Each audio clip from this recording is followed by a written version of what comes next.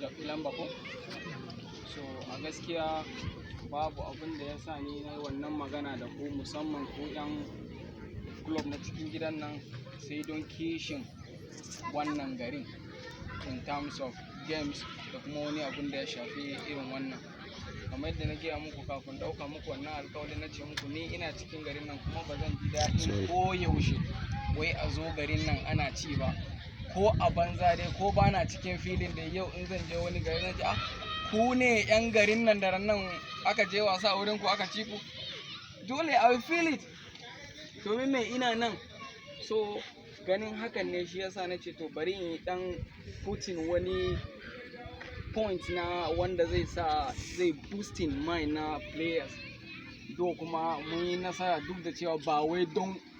kyautar da na yi offering ba, amma tunda Allah ya sa an yi hakan, I will be proud, zan ce don shi ne, because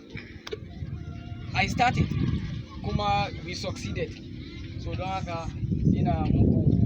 godiya da wannan da kuma nasarar da muka samu. To dama aka ce alkawari kuma kaya ne,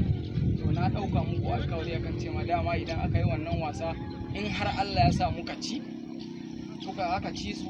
to insha Allah zan ba ku ball, kuma aka ce kyan alkawari cikawa, kuma na cika, na zo muku da ball din.